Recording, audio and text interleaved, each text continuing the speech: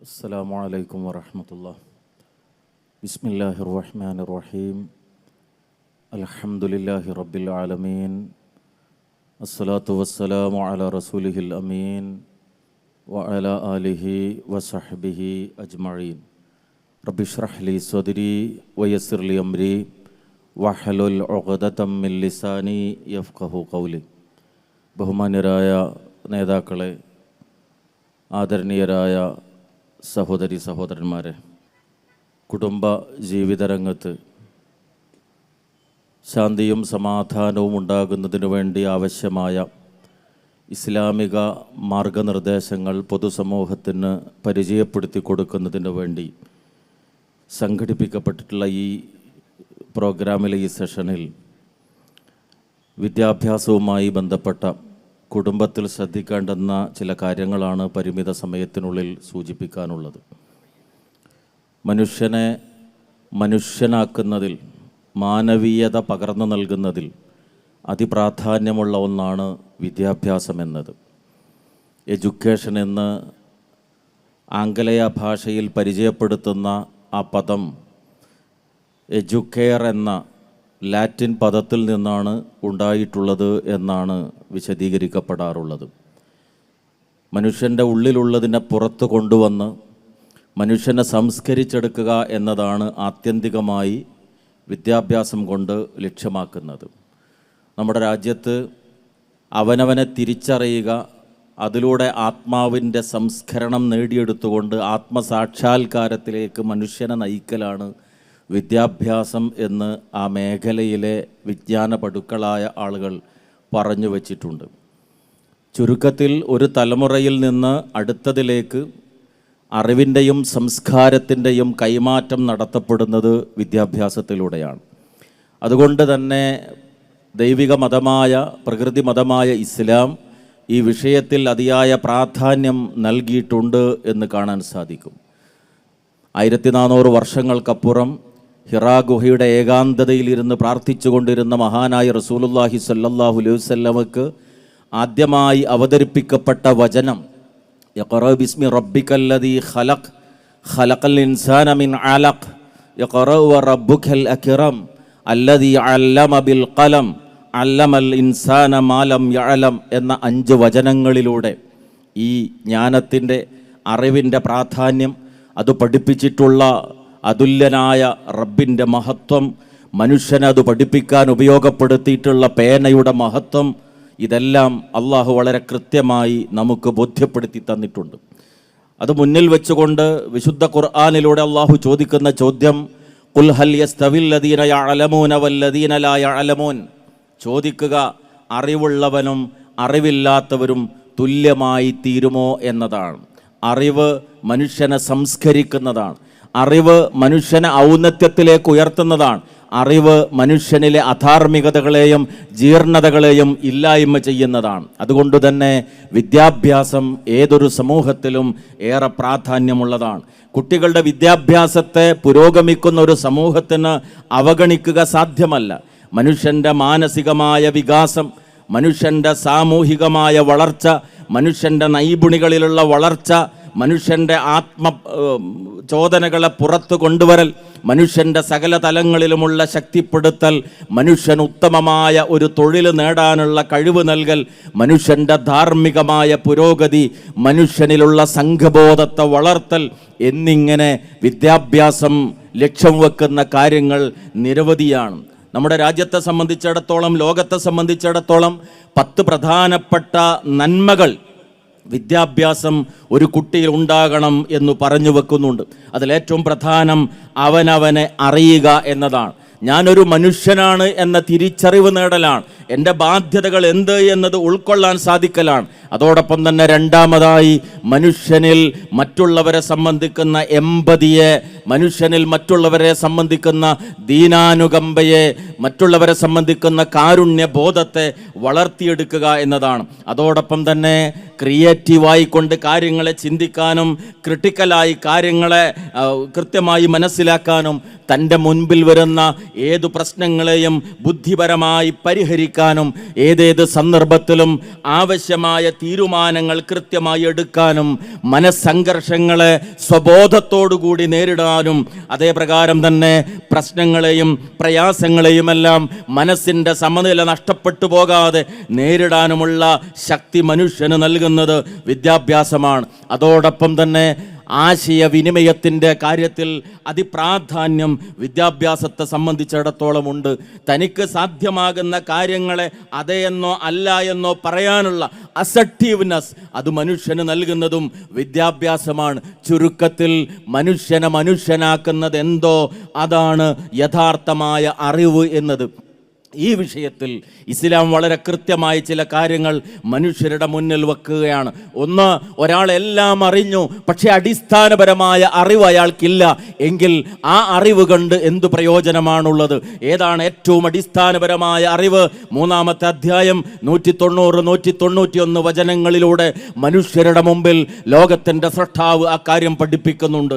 ഇന്ന ഫി ഖൽഖി സമാവാതി വൽ അർള് വഖ്തിലാഫിൽ ലൈലി വന്നഹാർ ലആയാതിൽ ലിഉലിൽ അൽബാബ്. തീർച്ചയായും ആകാശഭൂമികളുടെ സൃഷ്ടിപ്പിലും രാപ്പകലുകൾ മാറി മാറി വരുന്നതിലുമെല്ലാം തീർച്ചയായും ചിന്തിക്കുന്ന ആളുകൾക്ക് ചില പാഠങ്ങളുണ്ട്, ചില ചിന്തനീയമായ വസ്തുതകളുണ്ട്. ആരാണ് ആ ചിന്തിക്കുന്ന ആളുകൾ? ആരാണ് ആ വിജയികളായ ആളുകൾ? അല്ലദീന യദ്കുറൂന അല്ലാഹ ഖിയാമൻ വഖുഊദൻ വഅലാ ജുനൂബിഹിം വയതഫക്കറൂന ഫി ഖൽഖിസ് സമാവാതി വൽ അർള് റബ്ബനാ മാ ഖലഖത ഹാദാ ബാതില സുബ്ഹാനക ഫഖിനാ അദാബന്നാർ. ഈ പ്രപഞ്ചത്തെക്കുറിച്ച് ചിന്തിച്ച് ഇവിടുത്തെ അത്ഭുതങ്ങളെ നോക്കിക്കണ്ടുകൊണ്ട് പഞ്ചേന്ദ്രിയങ്ങൾ ഉപയോഗിച്ച് ഈ ലോകത്തെ സംവിധാനങ്ങളെക്കുറിച്ച് കൃത്യമായി അറിഞ്ഞു മനസ്സിലാക്കുമ്പോൾ മനുഷ്യൻ്റെ ഉള്ളിൽ നിന്ന് വരുന്ന ഒരു പ്രതികരണമുണ്ട്. ഈ പ്രപഞ്ചം സ്വയംഭൂവായി എന്നതല്ല, ഈ പ്രപഞ്ചത്തിലെ എല്ലാം യാദൃച്ഛികമായി സംഭവിക്കുന്നു എന്നതല്ല, മറിച്ച് ബുദ്ധിയുള്ള വിവേകമുള്ള മനുഷ്യൻ്റെ അന്തരംഗത്ത് നിന്ന് ഉണ്ടാകുന്ന പ്രതികരണം റബ്ബനാ മാ ഖലഖത ഹാദാ ബാതില, ഞങ്ങളുടെ നാഥ നീ ഇതൊന്നും വെറുതെ സൃഷ്ടിച്ചതല്ല എന്നതാണ്. അങ്ങനെ ആത്യന്തികമായ അടിസ്ഥാനപരമായ അറിവ് സൃഷ്ടാവിനെ കണ്ടെത്തലാണ് എന്ന് വിശുദ്ധ ഖുർആൻ പഠിപ്പിക്കുന്നു. ആ നാഥനെ കണ്ടെത്തിക്കഴിഞ്ഞാൽ ജീവിതത്തിൻ്റെ എല്ലാ മേഖലകളിലും അവന് വെളിച്ചം ആവശ്യമാണ്, വഴി ആവശ്യമാണ്. അതെവിടെ നിന്ന് ലഭിക്കും? അത് മനുഷ്യന് നൽകി അല്ലാഹു വിശുദ്ധ ഖുർആനിലൂടെ. അതുകൊണ്ട് നിങ്ങളുടെ അറിവിൽ ഏറ്റവും പ്രധാനം ഏതാണ്? നിങ്ങളുടെ അധ്യാപന പ്രക്രിയ ഏതിനെ ഊന്നി നിന്നുകൊണ്ടാകണം? ഖൈറുക്കും മൻ തഅല്ലമൽ ഖുർആന വഅല്ലമ. നിങ്ങളിൽ ഏറ്റവും ഉത്തമൻ ഖുർആൻ പഠിക്കുകയും അത് പഠിപ്പിക്കുകയും ചെയ്യുന്നവനാണ്. കാരണം മനുഷ്യന്റെ വൈകാരികമായ പ്രശ്നങ്ങൾക്കുള്ള പരിഹാരമാണ് ഖുർആൻ. മനുഷ്യന്റെ ബുദ്ധിപരമായി നേരിടുന്ന പ്രതിസന്ധികൾക്കുള്ള പരിഹാരമാണ് ഖുർആൻ. മനുഷ്യന്റെ കുടുംബ ജീവിത രംഗത്തെ പ്രശ്നങ്ങൾക്കുള്ള പരിഹാരമാണ് ഖുർആൻ. മനുഷ്യൻ നേരിടുന്ന സാമൂഹികമായ മുഴുവൻ പ്രശ്നങ്ങൾക്കുമുള്ള പരിഹാരമാണ് ഖുർആൻ. അതുകൊണ്ട് അത് പഠിക്കലാണ്, അത് പഠിപ്പിക്കലാണ് അധ്യയന പ്രക്രിയയിലും അധ്യാപന പ്രക്രിയയിലും ഏറ്റവും മഹത്തരമായ കാര്യം. അതോടൊപ്പം മനുഷ്യരെ സംബന്ധിച്ചിടത്തോളം സന്തതികൾ ഉണ്ടാകും. പ്രകൃതിപരമായി മനുഷ്യൻ അള്ളാഹു നൽകിയ ഒരു കഴിവിൻ്റെ ഭാഗമാണത്. ആ കുടുംബ ജീവിതത്തിൽ നിങ്ങൾക്ക് നിർവഹിക്കാനുള്ള ഏറ്റവും പ്രധാനമായ ദൗത്യം എന്താണ്? മക്കൾ അത് ഏറ്റവും വലിയൊരു സമ്പാദ്യമാണ്. വിശുദ്ധ ഖുർആൻ 64-ാമത്തെ അധ്യായം 14-ാമത്തെ വചനത്തിലൂടെ അത് വളരെ കൃത്യമായി പഠിപ്പിച്ചു തരുന്നുണ്ട്. പക്ഷേ ആ ഇണകളും സന്തതികളിലും നിങ്ങൾക്ക് പരീക്ഷണമുണ്ട്. അതുകൊണ്ട് അവരെ സംബന്ധിച്ച് നിങ്ങൾ ജാഗരൂകരാകണമെന്നാണ് അള്ളാഹു പഠിപ്പിക്കുന്നത്. ഇസ്ലാമിനെ സംബന്ധിച്ചിടത്തോളം വിദ്യാഭ്യാസം എന്നത് 3 അടിസ്ഥാന ലക്ഷ്യങ്ങളെ മുന്നിൽ വെച്ചുകൊണ്ടുള്ളതാണ്. തഅലീമ്, തദ്രീബ്, തസ്കിയത്ത് എന്നതാണ് ആ 3 തലം. തഅലീമിലൂടെ തദ്രീബ് നടക്കണം, അഥവാ എഡ്യൂക്കേഷനിലൂടെ ലേണിംഗ് നടക്കണം, ട്രെയിനിങ് നടക്കണം. അതിൻ്റെ ആത്യന്തികമായ ലക്ഷ്യം എന്താണ്? തസ്കിയത്താണ്, സംസ്കാരമുള്ളവനാണ്. ഏറെ അറിവ് നേടിയിട്ട് ഉണ്ടായിട്ടും മാതാപിതാക്കളോടുള്ള ബാധ്യതകളെക്കുറിച്ച് അവൻ അറിവില്ലെങ്കിൽ, വൃദ്ധരായ മാതാപിതാക്കളെ ജീവിതത്തിന്റെ സായാഹ്നത്തിൽ വൃദ്ധസദനങ്ങളിൽ പറഞ്ഞയക്കുന്ന ഉന്നത സർട്ടിഫിക്കറ്റുള്ള മകന്റെ വിദ്യാഭ്യാസം അത് പൂർണ്ണമായിട്ടില്ല, അത് ലക്ഷ്യം കണ്ടിട്ടില്ല. തൻ്റെ കുടുംബക്കാരോടുള്ള, സമൂഹത്തോടുള്ള, തന്നെ താനാക്കിയ നാട്ടുകാരോടുള്ള ബാധ്യതകളെക്കുറിച്ചുള്ള ബോധം ഒരു മനുഷ്യന്റെ മനസ്സിലില്ല എങ്കിൽ, അവൻ്റെ ഹൃദയം സംസ്കരിക്കപ്പെട്ടിട്ടില്ല എങ്കിൽ, ഏറ്റവും അടിസ്ഥാനപരമായി ജീവിതത്തിന്റെ ഏത് സ്വകാര്യതകളിലും എല്ലാം കാണുന്ന അള്ളാഹുവിനെ കുറിച്ചുള്ള ഭയം, ഉണ്ണാത്ത ഉറങ്ങാത്ത മയങ്ങാത്ത ആദിയില്ലാത്ത അന്ത്യമില്ലാത്ത ആ നാഥനെ കുറിച്ചുള്ള സൂക്ഷ്മതാബോധം ഹൃദയത്തിലേക്ക് പകർത്തപ്പെട്ടിട്ടില്ലെങ്കിൽ അവൻ്റെ അറിവ് നിഷ്ഫലമാണ്. മക്കൾ എന്ന അള്ളാഹു നൽകിയിട്ടുള്ള അതിയായ സൗഭാഗ്യം അവർക്കറിവ് നൽകിയാൽ, അവർക്ക് ഏറ്റവും പ്രധാനപ്പെട്ട മദ്രസ വിദ്യാഭ്യാസം നൽകിയാൽ അതുകൊണ്ടുണ്ടാകുന്ന നേട്ടം രണ്ട് ലോകത്തുമാണ്. അബൂ ഹുറൈറ റളിയല്ലാഹു അൻഹു ഉദ്ധരിക്കുന്ന ഒരു ഹദീസിൽ ഇങ്ങനെ കാണാം, റസൂലുള്ളാഹി സ്വല്ലല്ലാഹു അലൈഹി വസല്ലം പറഞ്ഞു, ഇന്നർ റജുല ലതുർഫഉ ദറജതഹു ഫിൽ ജന്ന ഫയഖൂൽ അന്നി ഹാദാ ഫയുഖാൽ ബിസ്തിഗ്ഫാരി വലദിക ലക. ഒരു മനുഷ്യൻ സ്വർഗ്ഗത്തിൽ പ്രവേശിപ്പിക്കപ്പെട്ടാൽ അവന് സൗഭാഗ്യങ്ങൾ വന്നുകൊണ്ടേയിരിക്കും, അവന് സ്വർഗ്ഗത്തിലെ പദവികൾ ഉയർത്തപ്പെടും. ആ സമയത്ത് അവൻ റബ്ബിനോട് ചോദിക്കും, എന്താണിത്, എന്താണ് എനിക്ക് ലഭിച്ചുകൊണ്ടിരിക്കുന്നത്?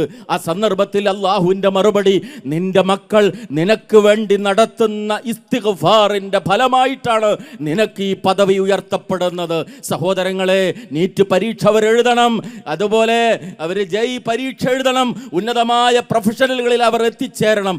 പക്ഷേ നമ്മൾ മരണപ്പെട്ട ശേഷം നമ്മുടെ ഖബറിടത്തിന് സമീപം വന്നുകൊണ്ട് മരണപ്പെട്ടു പോയ നമുക്ക് വേണ്ടി പ്രാർത്ഥിക്കാനുള്ള ഒരു മനസ്സവർക്കില്ലെങ്കിൽ, നമസ്കാര ശേഷവും അല്ലാത്ത സന്ദർഭങ്ങളിലും മരണപ്പെട്ടു പോയ മാതാപിതാക്കൾക്ക് വേണ്ടി പ്രാർത്ഥിക്കാനുള്ള ഒരു മനസ്സവർക്കില്ലെങ്കിൽ, നാം അവർക്ക് വേണ്ടി ചെലവഴിച്ച ലക്ഷക്കണക്കിന് ക്യാപിറ്റേഷൻ ഫീസ് കൊണ്ട്, ലക്ഷക്കണക്കിന് രൂപ കൊണ്ട്, ഹോസ്റ്റൽ ഫീസ് കൊണ്ട്, പഠന ചിലവ് കൊണ്ട് നമുക്കെന്ത് പ്രയോജനമാണ് ഉണ്ടായിത്തീരുക? അതുകൊണ്ട് മദ്രസ വിദ്യാഭ്യാസം, മതപരമായ വിദ്യാഭ്യാസം ഏറ്റവും അടിസ്ഥാനപരമായി പരിഗണിക്കപ്പെടേണ്ടതാണ്. ഇന്നിൻ്റെ സാഹചര്യത്തിൽ ആ വിഷയം കൂടുതൽ വിശദീകരിക്കേണ്ടുന്ന ആവശ്യമില്ല. ഭൗതിക വിദ്യാഭ്യാസത്തെ സംബന്ധിച്ചിടത്തോളവും മുസ്ലിം സമൂഹത്തിന് ഇനിയും ഏറെ മുന്നോട്ട് പോകാനുണ്ട്. അജ്ഞതയുടെ അന്ധകാരത്തിൽ ജീവിച്ചിരുന്ന ഒരു ജനസമൂഹത്തിലേക്ക് ഇഖ്റ എന്ന് പഠിപ്പിച്ചുകൊണ്ട് മാറ്റമുണ്ടാക്കിയ ഗ്രന്ഥമാണ് വിശുദ്ധ ഖുർആൻ. ആ വിശുദ്ധ ഖുർആൻ മനുഷ്യരെ സംസ്കരിച്ചു. തുല്യതയില്ലാത്ത ധാർമ്മികതയുടെ മാതൃകകളായ ഒരു ജനസമൂഹത്തെ 23 വർഷക്കാലമെന്ന നിസ്സാരമായ ഒരു കാലഘട്ടം കൊണ്ട് ഉണ്ടാക്കിയെടുക്കാൻ, ലോകത്തിൻ്റെ മുമ്പിൽ വളർത്തിയെടുക്കാൻ വിശുദ്ധ ഖുർആനിന് സാധിച്ചു. പക്ഷേ ആധുനിക മുസ്ലിം സമൂഹം പിറകോട്ട് പോയി. എന്തുകൊണ്ട് എന്നത് നാം പരിശോധിക്കേണ്ടുന്നതാണ്. റോമിനെ കീഴടക്കിയ, പേർഷ്യയെ കീഴടക്കിയ ദിഗന്ധങ്ങളിലേക്ക് വിജ്ഞാനത്തിൻ്റെ കൈത്തിരിയുമായി കടന്നു ചെന്ന ഒരു പൂർവ്വ തലമുറയുടെ അനന്തരാവകാശികൾ എന്തുകൊണ്ട് ഒബീസിയായി തീർന്നു, എന്തുകൊണ്ട് പിന്നോക്കമായി തീർന്നു? ഗൗരവതരമായ ചിന്ത ആവശ്യമാണ്. ഒന്ന്, അള്ളാഹുവിൻ്റെ കലാമിനെ നാം കൈവിട്ടു. 2, വിശുദ്ധ ഖുർആന്റെ മാതൃകയായ പ്രവാചകന്റെ അധ്യാപനങ്ങളെ നാം കൈവിട്ടു.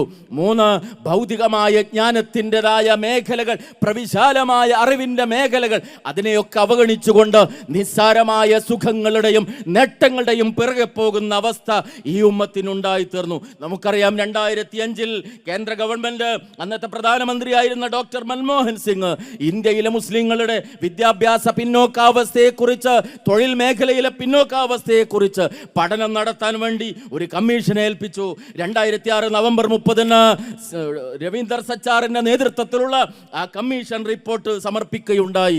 ഇന്ത്യയിലെ മുസ്ലിം പോപ്പുലേഷൻ 14% ആ 14%-ൽ ഉദ്യോഗ തലത്തിൽ 2.5% മാത്രമാണ് മുസ്ലിം പ്രാതിനിധ്യം എന്നതാണ് കണക്കുകൾ വ്യക്തമാക്കിയത്. 6 വയസ്സിൻ്റെയും 14 വയസ്സിൻ്റെയും ഇടയിലുള്ള 25% മുസ്ലിം കുട്ടികളും ഒന്നുകിൽ തീരെ സ്കൂളിൽ പോകാത്തവരോ അല്ലെങ്കിൽ ഡ്രോപ്പ് ഔട്ട്സോ പഠനം പൂർത്തീകരിക്കുന്നതിന് മുമ്പ് വിദ്യാലയത്തിൽ നിന്ന് പഠനം നിർത്തി പുറത്തുപോയവരോ ആണ് എന്നാണ് ആ കണക്കുകൾ വ്യക്തമാക്കുന്നത്. ഡിഗ്രി തലത്തിൽ ഇന്ത്യയിലെ മുസ്ലിം വിദ്യാർത്ഥികളുടെ പ്രാതിനിധ്യം 25-1 എന്ന നിലക്കാണ്. എങ്കിൽ അത് PG തലത്തിലെത്തുമ്പോഴേക്കും 50-1 എന്ന നിലക്ക് മാത്രമാണ് എന്നാണ് സച്ചാർ കമ്മിറ്റി അതിൻ്റെ റിപ്പോർട്ടിൻ്റെ ഭാഗമായി വ്യക്തമാക്കിയിട്ടുള്ളത്. സഹോദരങ്ങളെ, സമുദായം ഈ രംഗത്തിനിയും ഉണരേണ്ടിയിരിക്കുന്നു. അതുപോലെ തന്നെ ആധുനികമായ കാലഘട്ടം നമുക്കറിയാം. കുറേയൊക്കെ രക്ഷിതാക്കൾ ഗൗരവത്തോടു കൂടി ചിന്തിച്ചു കൊണ്ടിരിക്കുകയും മക്കളുടെ പഠനത്തെ സംബന്ധിച്ച് ഗൗരവപരമായ ആലോചനകൾ നടത്തിക്കൊണ്ടിരിക്കുകയും ചെയ്യുന്ന സന്ദർഭമാണ്. ഇവിടെയും ശ്രദ്ധിക്കേണ്ടുന്ന ചില തലങ്ങളുണ്ട്. ഒന്ന്, നമ്മുടെ മക്കൾക്ക് കൃത്യമായ ഒരു ഗോൾ സെറ്റ് ചെയ്യാൻ, ലക്ഷ്യം വ്യക്തമാക്കി കൊടുക്കാൻ നമുക്ക് സാധിക്കണം. ആ ലക്ഷ്യം എന്നത് 3 തലങ്ങളെ മുന്നിൽ വെച്ചുകൊണ്ടാകണം. ഒന്ന്, അവരുടെ ലൈഫ് ഗോൾ, ജീവിതത്തിൻ്റെ ലക്ഷ്യം. ശരിയും തെറ്റുമുള്ള, ധർമ്മവും അധർമ്മവുമുള്ള ഈ ലോകത്തെ ജീവിതം മരണത്തോടുകൂടി അവസാനിച്ചു പോകുന്നതല്ല, മറിച്ച് ആത്യന്തികമായ മനുഷ്യന് നന്മതിന്മകൾ വേർതിരിച്ച് കാണിച്ചു കൊടുത്തുകൊണ്ട് നന്മയിൽ അധിഷ്ഠിതമായ ജീവിതം നയിച്ചവന് സ്വർഗവും അല്ലാത്തവർക്ക് നരകവും നൽകുന്ന ഒരു പരലോകമുണ്ട് എന്നത് ബോധ്യപ്പെടുത്തി കൊടുക്കാൻ ഭൗതികമായ എത്ര അറിവൊരു മനുഷ്യൻ നേടിയിട്ടും ഈ യാഥാർത്ഥ്യം അവൻ ഉൾക്കൊള്ളാൻ സാധിച്ചിട്ടില്ലെങ്കിൽ അവൻ്റെ വിദ്യാഭ്യാസം നിഷ്ഫലമാണ്. അതുകൊണ്ട് ഗോൾ സെറ്റിങ്ങിൽ നമ്മുടെ മക്കൾക്കൊന്നാമതായി നാം പകർന്നു നൽകേണ്ടുന്നത് ലൈഫ് ഗോളാണ്, ജീവിതത്തിൻ്റെ ലക്ഷ്യത്തെക്കുറിച്ചുള്ള പാഠമാണ്. രണ്ടാമത്തേത് അവരുടെ അക്കാദമിക് ഗോളാണ്. മുസ്ലിം സൊസൈറ്റിയിലെ ഒരംഗം എന്നുള്ള നിലക്ക് ഈ സമുദായത്തിന് എനിക്കേറിയ സേവനങ്ങൾ നൽകാനുണ്ട്. എൻ്റെ മാതാപിതാക്കൾക്കും എൻ്റെ സമൂഹത്തിനും വലിയ പങ്ക് എൻ്റെ ഭാഗത്തു നിന്ന് ലഭിക്കേണ്ടതുണ്ട്. അതിന് എൻ്റെ പ്രൊഫൈൽ ഉന്നതമായിരിക്കണം, എൻ്റെ അക്കാദമികമായ തലം വളരെ ഉയർന്നതാകണം, കാലത്തിൻ്റെ വെല്ലുവിളികളെ നേരിടാനുള്ള അറിവും ശക്തിയും എനിക്ക് ലഭിക്കണം. അതുകൊണ്ട് അക്കാദമികമായ ഒരു ഗോൾ അത് ചെറുപ്രായത്തിലെ മനസ്സിൽ രൂപപ്പെടുത്താൻ നമ്മുടെ മക്കൾക്ക് നാം പരിശീലനം നൽകണം. മൂന്നാമത്തേത് അവരുടെ കരിയർ ഗോളാണ്. മത്സര്യത്തിൻ്റെ ഈ ലോകത്ത് ഞാൻ തിരഞ്ഞെടുക്കേണ്ടുന്ന ജോലി ഏതാകണം, എൻ്റെ പ്രബോധന പ്രവർത്തനത്തിന് തടസ്സം വരാത്ത, എൻ്റെ മതപരമായ ജീവിതത്തിന് തടസ്സം വരാത്ത, എൻ്റെ വിശുദ്ധമായ ജീവിതത്തിന് ഒരിക്കലും വിഘാതം വരാത്ത, ഈ സമൂഹത്തിന് വേണ്ടി എനിക്കൊരുപാട് നന്മകൾ ചെയ്യാൻ സാധിക്കുന്ന എന്നിലുള്ള സ്കില്ലുകളെ അതിനെ പോളിഷ് ചെയ്ത് എനിക്ക് ഉപയോഗപ്പെടുത്താൻ സാധിക്കുന്ന കരിയർ ഏതാണ്, അത് മാതാപിതാക്കൾ നിർബന്ധം ചെലുത്തിക്കൊണ്ട് ബോധ്യപ്പെടുത്തേണ്ടതല്ല. അത് തിരിച്ചറിയാനുള്ള പരിശീലനം നമ്മുടെ മക്കൾക്ക് നൽകണം. അതോടൊപ്പം കുട്ടിയുടെ നൈപുണികൾ ഏതാണ്, സ്കില്ലുകൾ ഏതാണ്, അഭിരുചികൾ ഏതാണ്, ആപ്റ്റിറ്റ്യൂഡുകൾ ഏതാണ്, അത് പരിഗണിച്ചുകൊണ്ട് അവരുടെ മുമ്പിൽ വഴി കാണിച്ചു കൊടുത്ത് ഒരു ഗൈഡായി, ഒരു മെന്ററായി രക്ഷിതാവ് കൂടെ ഉണ്ടാകണം. ആധുനിക വിദ്യാഭ്യാസ സംവിധാനത്തിൽ ഏറെ പരാമർശിക്കപ്പെടുന്ന ഒരു പ്രയോഗമാണ് മെന്റർ എന്നുള്ളത്. കൂടെ നിന്ന്, മുന്നിലല്ല പിന്നിലല്ല, മറിച്ച് കൂടെ നിന്നുകൊണ്ട് കുട്ടിയെ ശരിയായ വഴിയിലേക്ക് നയിക്കുക എന്നത്. രക്ഷിതാക്കൾ ഇന്ന് ഗൗരവത്തോടു കൂടി കാണേണ്ടുന്ന ഒരു കാര്യം, നീറ്റ് എന്ന് പറയുന്നത് ഒരേക സ്വപ്ന വഴിയല്ല. ഡോക്ടറാകണമെന്നൊരു ചിന്ത മാത്രം, അതിനു വേണ്ടി വർഷങ്ങൾ പലപ്പോഴും വിനിയോഗിച്ച് അവസാനം കിട്ടുന്നില്ല എന്ന് കാണുമ്പോൾ നിരാശപ്പെട്ടുകൊണ്ട് പിന്മാറുന്നൊരവസ്ഥ. അതിനപ്പുറത്തുള്ള വഴികളെ സംബന്ധിച്ച് നമ്മുടെ മക്കൾക്ക് ബോധമുണ്ടാകണം. ഇന്ന് വലിയ ഏറെ നമ്മുടെ സമൂഹത്തിലെ ഗൗരവതരമായൊരു വിഷയമാണ് വിദേശത്തുള്ള പഠനം എന്നുള്ളത്. പുതിയ തലമുറ ഏറെ സ്വപ്നങ്ങളാണ് ആ കാര്യത്തിൽ വെച്ചു പുലർത്തുന്നത്. UK-യിൽ പോകണം, US-ൽ പോകണം, ജർമ്മനിയിൽ പോകണം. പഠിച്ചു വരുന്ന ഏതൊരു കുട്ടിയുടെയും മനസ്സിലുള്ള താല്പര്യങ്ങൾ അങ്ങനെയാണ്. നമുക്കവരെ കുറ്റം പറയുക സാധ്യമല്ല.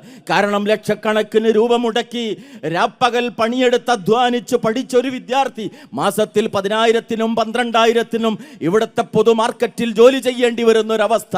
ഒരു ഡോക്ടറുടെ ശമ്പളം പോലും, ഒരു എഞ്ചിനീയറുടെ, ഒരു ആർക്കിടെക്റ്റിൻ്റെ ശമ്പളം പോലും ആ വിധത്തിലാകുന്ന ഒരു സാമൂഹിക ക്രമം മുമ്പിൽ കാണുമ്പോൾ നമ്മുടെ പുതിയ തലമുറ അങ്ങനെ ചിന്തിച്ചു പോകുന്നതിൽ നമുക്കവരെ കുറ്റപ്പെടുത്തുക സാധ്യമല്ല. പക്ഷേ ഇതൊരു സാമൂഹിക പ്രശ്നമായി ഇന്ന് വളർന്നുകൊണ്ടേയിരിക്കുകയാണ്. വിദേശത്തു പഠിച്ചെങ്കിലേ വിദ്യാഭ്യാസമാകുള്ളൂ എന്ന് കാണുന്ന, അവിടെ ചെന്ന് കഴിഞ്ഞാൽ പിന്നീട് അവിടെ തന്നെ സ്ഥിര താമസമാക്കി കളയുന്ന അങ്ങനെ വലിയൊരു ബ്രെയിൻ ഡ്രെയിൻ നമ്മുടെ രാജ്യം നേരിടേണ്ടി വരുന്ന ഒരവസ്ഥയിലാണ് ഇന്നത്തെ സാമൂഹിക പ്രശ്നങ്ങളെ നമുക്ക് കാണാൻ സാധിക്കുന്നത്. ഈ കുട്ടികൾ വിദേശ പഠനവുമായി ബന്ധപ്പെട്ട് നേരിട്ട് കൊണ്ടിരിക്കുന്ന നിയമപരമായ പ്രശ്നങ്ങൾ നിരവധിയാണ്. അതേ പ്രകാരം തന്നെ നിലവാരമില്ലാത്ത സ്ഥാപനങ്ങളിൽ അവർ ചെന്നുപെടുന്നു എന്നുള്ളത്, കുട്ടികളെ വിദേശത്തേക്ക് കൊണ്ടുപോകുന്നത് ഒരു ബിസിനസ്സായി ഏറ്റെടുത്തിരിക്കുന്ന ഏജൻസികൾ കൂണുപോലെ പൊട്ടിമുളക്കുന്നു എന്നുള്ളത്. അതേ പ്രകാരം തന്നെ ലക്ഷക്കണക്കിന് രൂപ ചെലവഴിച്ച് കോഴ്സ് കഴിഞ്ഞാലും ഇവിടെ വന്നാൽ നേരിടേണ്ടി വരുന്ന ജോലി പ്രശ്നങ്ങൾ, മക്കളെ വിദേശത്ത് പഠിപ്പിക്കുന്നതുമായി ബന്ധപ്പെട്ടുകൊണ്ട് രക്ഷിതാക്കൾക്കുണ്ടാകുന്ന വലിയ കടബാധ്യതകൾ, ഇതെല്ലാം ഇന്ന് ഈ സമൂഹം നേരിട്ടുകൊണ്ടിരിക്കുകയാണ്. അതുകൊണ്ട് തന്നെ ഈ ജ്വരം ഒരു അപകടമാണ് എന്നുള്ളത് നാം തിരിച്ചറിയണം. പണ്ടുണ്ടായിരുന്ന പോലെ വിദേശ സർവകലാശാലകളിൽ നമ്മുടെ മക്കൾ എത്തണം, വിദേശത്തുള്ള ജോലിയിൽ അവർ എത്തണം, പക്ഷേ കടൽ കടന്നെങ്കിൽ മാത്രമേ വിദ്യാഭ്യാസമാകുള്ളൂ എന്ന് ചിന്തിക്കുന്നൊരവസ്ഥ അത് തീർച്ചയായും സമുദായത്തിനും ഈ രാജ്യത്തിനും ദുരന്തം വരുത്തി വെക്കുമെന്നത് ഗൗരവത്തോടെ കൂടി നാം കാണേണ്ടതാണ്. ഇതേ പ്രകാരം തന്നെ ഇന്ന് നമ്മൾ കാണുന്ന ഒരു പ്രത്യേകത, അന്യരാജ്യങ്ങളിൽ നിന്നുള്ള കുടിയേറ്റങ്ങൾക്ക് എതിരായിക്കൊണ്ടുള്ള ഒരു കുടിയേറ്റ വിരുദ്ധ വികാരം പല രാജ്യങ്ങളിലും, പ്രത്യേകിച്ച് വലതുപക്ഷ സമീപനം ഉള്ള ഭരണാധികാരികൾ അധികാരം കൈയാളിക്കൊണ്ടിരിക്കുന്നു ബഹുഭൂരിഭാഗം രാജ്യങ്ങളിലും എന്നതുകൊണ്ട് അതൊരു പ്രശ്നമായി വളർന്നുകൊണ്ടിരിക്കുകയാണ്. വിദേശ MBBS നേടിയ വിദ്യാർത്ഥികൾ ഇന്ന് നേരിട്ട് കൊണ്ടിരിക്കുന്ന, തിരിച്ചിവിടെ വന്നാൽ അവർക്ക് നേരിടേണ്ടി വരുന്ന പരീക്ഷകൾ, അതുമായി ബന്ധപ്പെട്ട സാങ്കേതിക പ്രശ്നങ്ങൾ, ഭീമമായ കടബാധ്യത, നിയമപരമായ പ്രശ്നങ്ങൾ, വർഷങ്ങളുടെ നഷ്ടം, മാനസികമായ സംഘർഷം, ഇതെല്ലാം കുട്ടികൾ നേരിടേണ്ടി വരുന്നു. ഇവിടെ നമ്മുടെ മുമ്പിൽ ഈ വിധത്തിലുള്ള വിദേശ പഠനമല്ലാത്ത നാട്ടിൽ തന്നെ എത്രയെത്ര പരീക്ഷകളുണ്ട്. ഈ സ്ക്രീനിൽ കാണുന്ന നിരവധി വരുന്ന പരീക്ഷകൾ നിങ്ങൾക്ക് ഏറെ പരിചയമുള്ളതായിരിക്കും. അതുപോലെ തന്നെ എത്രയെത്ര സ്ഥാപനങ്ങൾ, നൂറുകണക്കിന് വരുന്ന സ്ഥാപനങ്ങൾ നമ്മുടെ രാജ്യത്ത് തന്നെ വളരെയേറെ നിലവാരമുള്ള സ്ഥാപനങ്ങളുണ്ട്. ഇവിടെ ഗൗരവത്തോടു കൂടി കാണേണ്ടുന്ന മറ്റൊരു കാര്യം, ഇന്ത്യയിലെ IIT-യുടെ പ്രവേശനം പൂർത്തീകരിക്കപ്പെട്ടപ്പോൾ അതിൽ മലയാളികളുടെ പ്രാതിനിധ്യം 1% മാത്രമാണ് എന്നാണ് കണക്കുകൾ വ്യക്തമായത്. അഥവാ 16,614 പേര് IIT-യിൽ ഇക്കഴിഞ്ഞ വർഷം അഡ്മിഷൻ എടുത്തപ്പോൾ മലയാളി 181 പേർ മാത്രമാണ്, 1.08%. ഡൽഹി കോളേജുകളിൽ കേരള സിലബസ് പഠിക്കുന്ന കുട്ടികളുടെ എണ്ണം 4-1 ചുരുങ്ങിയെന്നാണ് ഈ അടുത്ത കാലത്തെ കണക്കുകളിൽ നമുക്ക് കാണാൻ സാധിക്കുന്നത്. മലയാളി വിദേശ പഠനം എന്നതിൻ്റെ പിറകെ പോയിക്കൊണ്ടിരിക്കുന്നു, നാട്ടിലേറെ സാഹചര്യങ്ങൾ ഉണ്ടായിട്ടും. അതേ പ്രകാരം തന്നെ കരിയർ ഭ്രാന്ത് നമ്മുടെ കുട്ടികളെ ഇന്ന് പിടികൂടിക്കൊണ്ടിരിക്കുകയാണ്. ഇതിൻ്റെ പ്രധാന കാരണം രക്ഷിതാക്കൾ അമിതമായ പ്രതീക്ഷകൾ മക്കളിൽ വെച്ചു പുലർത്തുന്നു എന്നാണ്. എല്ലാ വിഷയത്തിലും A+ കിട്ടണം, A+ കിട്ടിയാൽ പിന്നീട് എൻട്രൻസ് കോച്ചിങ്ങിന് പോകണം, ആദ്യത്തെ പല തവണ കിട്ടിയിട്ടില്ലെങ്കിലും റിപ്പീറ്റ് ചെയ്യണം, നിന്റെ മുമ്പിൽ ഡോക്ടർ എന്നൊരു വഴിയല്ലാതെ മറ്റൊന്നുമില്ല എന്ന നിലക്കുള്ള അമിത പ്രതീക്ഷകൾ മക്കൾക്ക് നൽകി അവരെ സമ്മർദ്ദത്തിലാക്കുന്ന രക്ഷിതാക്കൾ. അതിനു പകരം കുട്ടിയുടെ നൈപുണികളെ തിരിച്ചറിഞ്ഞ്, വാസനകളെ തിരിച്ചറിഞ്ഞ്, കഴിവുകളെ തിരിച്ചറിഞ്ഞ് വഴി തിരിച്ചുവിടുക എന്നതായിരിക്കണം നമ്മുടെ ഉത്തരവാദിത്വം. അതിന് കൃത്യമായൊരു കാഴ്ചപ്പാട് നമ്മുടെ മക്കൾക്ക് നമ്മൾ നൽകൽ ആവശ്യം. പ്രസിദ്ധീകരണങ്ങളിൽ വരുന്ന വിദ്യാഭ്യാസം പേജ് നിർബന്ധമായി നമ്മുടെ കുട്ടികൾ വായിക്കണം. സാധ്യതകൾ കുട്ടികൾക്ക് കൃത്യമായി പരിചയപ്പെടുത്തണം. ഏതൊക്കെ കോഴ്സുകളുണ്ട്, അതിന് ഇന്നിൻ്റെ പ്രസന്റ് സിറ്റുവേഷനിൽ അതിൻ്റെ സാധ്യതകൾ എന്തൊക്കെയാണ് എന്നുള്ളത് അവർ തിരിച്ചറിയണം. പുതിയ കാലത്തെ കരിയറുകളെ കുറിച്ച് 25 വർഷം മുമ്പുള്ള ഒരു കരിയർ ഗൈഡ് വെച്ച് പഠിച്ചാൽ, അല്ല അതുപയോഗിച്ച് കാര്യം മനസ്സിലാക്കിയാൽ ഇന്നത്തെ തൊഴിൽ മേഖലയിൽ ഒരുപക്ഷെ സാധ്യതകൾ ഉണ്ടാകില്ല. അതുകൊണ്ട് പുതിയ കാലത്തെ കരിയറുകളെ കുറിച്ചുള്ള കൃത്യമായൊരു ബോധം അവർക്കുണ്ടാകണം. കുട്ടികളുടെ സ്കില്ലിൽ നമ്മൾ ശ്രദ്ധ നൽകണം, അവരുടെ പാഷൻ കണ്ടെത്തണം. നാട്ടിലുള്ള വിവിധ തരത്തിലുള്ള മത്സര പരീക്ഷകൾ, പ്രൈമറി തലം മുതൽ തന്നെ NMMS പോലെ, LSS USS പോലെ, ഒളിമ്പ്യാഡ്സ് പോലെയുള്ള മത്സര പരീക്ഷകളിൽ നമ്മുടെ മക്കളുടെ സാന്നിധ്യമുണ്ടാകണം. അങ്ങനെ തൻ്റെ കഴിവുകളെ മാറ്റുരച്ചുകൊണ്ട് മത്സരത്തിൻ്റെ ലോകത്തവർ മുന്നേറുമ്പോൾ ഇസ്ലാമികമായ മാർഗദർശനവും അതോടൊപ്പം ഭൗതിക വിദ്യാഭ്യാസത്തിൻ്റെ രംഗത്ത് ഏറ്റവും ഉന്നതിയിൽ അവരെത്തുന്നതിനാവശ്യമായിട്ടുള്ള പിന്തുണയുമാണ് കുടുംബത്തിൽ നിന്ന് ലഭിക്കേണ്ടത്, രക്ഷിതാക്കളിൽ നിന്ന് ലഭിക്കേണ്ടത്. അതോടൊപ്പം ഊന്നി പറയാനുള്ളൊരു കാര്യം, നമ്മുടെ മക്കളെ നമ്മൾ പഠിപ്പിക്കേണ്ടത് ജീവിക്കാൻ വേണ്ടിയാണ് ജോലി. ജീവിക്കാൻ വേണ്ടിയാണ് ജോലി. തൊഴിൽ മഹത്വമുള്ളതാണ്. ഇസ്ലാം അതിനേറെ പ്രാധാന്യം കൽപ്പിച്ചിട്ടുണ്ട്. മഹാനായ റസൂലുള്ളാഹി സ്വല്ലല്ലാഹു അലൈഹി വസല്ലമയുടെ വചനങ്ങൾ നമുക്ക് കാണാൻ സാധിക്കും. കാന സക്കരിയ അലൈഹിസ്സലാം നജ്ജാറൻ. സക്കരിയ അലൈഹിസ്സലാം ആശാരിപ്പണി എടുത്തിട്ട് ജീവിച്ചിട്ടുണ്ട്. അതേപോലെ തന്നെ ദാവൂദ് അലൈഹിസ്സലാം വഅലന്നാ ലഹുൽ ഹദീദ്, ഇരുമ്പിനെ മാർദ്ദവത്വമുള്ളതാക്കുന്നതിനുള്ള വിദ്യ നാം അദ്ദേഹത്തിന് പഠിപ്പിച്ചു കൊടുത്തു എന്ന് വിശുദ്ധ ഖുർആനിലൂടെ അല്ലാഹു വ്യക്തമാക്കുന്നു. മഹാന്മാരായ പ്രവാചകന്മാരെല്ലാം തൊഴിലെടുത്ത് ജീവിച്ചവരാണ്. റസൂലുള്ളാഹി സ്വല്ലല്ലാഹു അലൈഹി വസല്ലമയുടെ വചനം, അന്യരുടെ മുമ്പിൽ കൈനീട്ടുന്നതിനേക്കാൾ നിനക്കുത്തമം കാട്ടിൽ പോയി വിറക് വെട്ടി മാർക്കറ്റിൽ കൊണ്ടുപോയി വിൽക്കുന്നതാണെന്നാണ്. തൊഴിൽ മഹത്വമുള്ളതാണ്. അത് ഏത് തൊഴിലുമാകട്ടെ, അത് മക്കളെ പഠിപ്പിച്ചു കൊടുക്കാൻ നമുക്ക് സാധിക്കണം. അന്യന്റെ മുമ്പിൽ കൈനീട്ടുന്നതിന് പകരം, ഏറെ പ്രായം ചെന്നാലും ഉപ്പയുടെ ആശ്രിതത്വത്തിൽ കഴിയുന്നതിന് പകരം, കൊച്ചുപ്രായം മുതലേ തന്നെ സ്വന്തം കാലിൽ നിൽക്കാനുള്ള ത്രാണി മക്കൾക്ക് നൽകുക എന്നതാണ്. അതിന് തൊഴിലിൻ്റെ മഹത്വം, ഡിഗ്നിറ്റി ഓഫ് ലേബർ നമ്മൾ ഉയർത്തിപ്പിടിക്കണം. വിയർത്തവൻ്റെ വിശപ്പിന് സുഖമുണ്ട് എന്നൊരു ചൊല്ലുണ്ടല്ലോ. വിയർക്കുമ്പോഴാണ് ഭക്ഷണത്തിന് രുചി ഉണ്ടാവുക. അതുകൊണ്ട് ഏത് തൊഴിലും മഹത്തരമാണ് എന്ന പാഠം പഠിക്കുന്ന സന്ദർഭത്തിലും ജോലി ചെയ്ത് വരുമാനമുണ്ടാക്കാനുള്ള താല്പര്യം മക്കളിലേക്ക് നമ്മൾ നൽകണം. മറ്റൊന്ന് അവഗണിക്കപ്പെടുന്നത് ഇന്ന് കാർഷിക മേഖലയാണ്. ഞാൻ ചുരുക്കുകയാണ്.